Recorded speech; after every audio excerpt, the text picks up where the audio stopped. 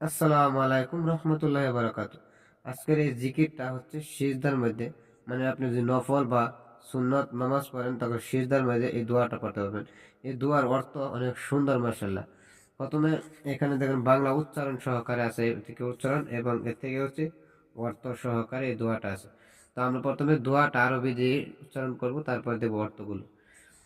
এখানে হচ্ছে আল্লাহুম্মা গফিরলি জামবি কুল্লাহু দিক্কাহু ওয়া জিল্লাহু ওয়া আওয়ালাহু ওয়া আখিরাহু ওয়া আলানিয়াতাহু ওয়া সিররাহু। আবার আপনি এখানে বাংলা উচ্চারণ করতে পারবেন।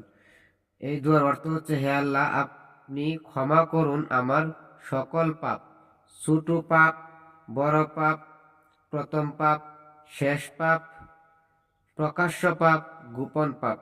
মানে এই দোয়ার মধ্যে আপনি আল্লাহ রাব্বুল আলামিনের কাছে বলছেন, হে আল্লাহ, আমি সবার আগে যে পাপ করেছিলাম সে পাপগুলো আমার ক্ষমা করে দিন, এবং সবার শেষে যে পাপ করেছিলাম সে পাপও আপনি আমার ক্ষমা করে দেন, এবং ছোট পাপ করেছিলাম সেটাও আপনি আমার ক্ষমা করে দেন, এবং বড় পাপ করেছিলাম সেটাও আপনি আমার ক্ষমা করে দিন।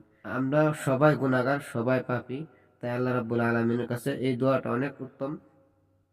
আপনি নফল এবং সুন্নত নামাজের শেষদায় সুবহান রব্বিল আলা বলে তারপরে তাবজিগুলো পড়তে পারবেন। তো দোয়াটা সবাই শিখে নেবেন। আল্লাহুম্মা গফিরলি জামবি কুল্লাহু দিক্কাহু ওয়া জিল্লাহু ওয়া আওয়ালাহু ওয়া আখিরাহু ওয়া আলানিয়াতাহু ওয়া সিররাহু। তো অত্যন্ত সুন্দর দোয়া। আবার এখানে উচ্চারণ করতে পারেন, বাংলা উচ্চারণ আছে আল্লাহুম্মা গফিরলি জামবি কুল্লাহু দিক্কাহু ওয়া জিল্লাহু।